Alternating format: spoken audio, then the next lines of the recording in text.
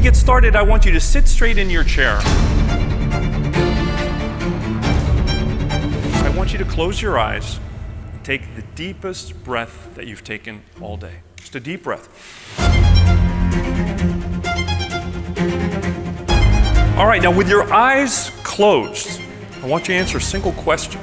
Do I have your permission to share things that are difficult, personal, and even a bit emotional, in the hope of sharing with you guys these tools that are going to help you make these huge changes happen in your life?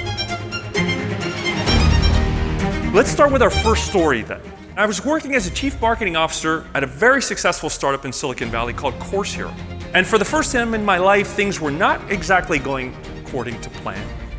And in no uncertain terms, my boss barely looks at me and he says, "Today will be your last day at the company." When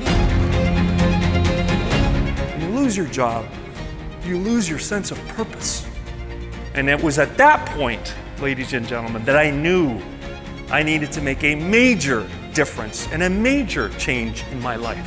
I finally found that my purpose in life was to be the transformative energy to help others find a career of meaning and purpose and not have to struggle the way I have.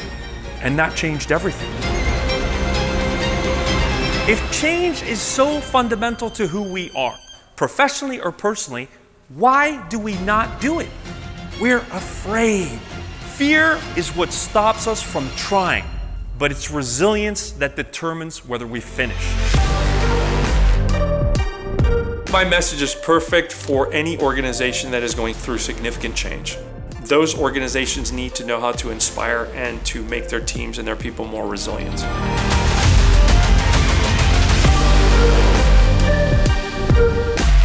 After spending 3 years running a startup in Chile in the middle of a social revolution and writing a book in the process, and 8 years spending hundreds of hours coaching some of the best executives and founders in the world, the common thread between each one of those people is their ability to bounce back. It is their resilience. Resilience is like a muscle, and it's something that you can train as if you went to the gym. You can actually get stronger. And today, I'm going to share with you the pillars and the framework to actually develop your resilience. The 5 pillars of resilience are seek purpose, do hard things, reframe failure.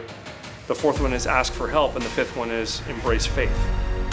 Am I going to choose to seek purpose? Am I going to choose to do hard things, knowing that I might not succeed?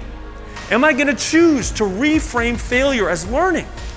Am I going to choose to ask for help, knowing that when I ask for help, not only am I much more likely to succeed much more quickly, but also that I invite people to help me, which makes them feel better about themselves.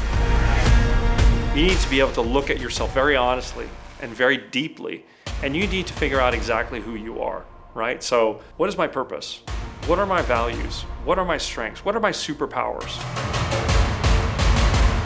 Most people play it safe and they take the easy path because they assume that it's going to be easy. And the problem is that it actually, in the long run, is the harder path. When you intentionally do hard things, life becomes easier. I think anybody can be incredibly successful if they are able to find their purpose and what they are really good at. I truly believe that every single person on this planet has a series of incredible gifts. When you have that resilience, when you're able to bounce back, you can live at the edge of your comfort zone. And life begins at the edge of that comfort zone. Thank you so much.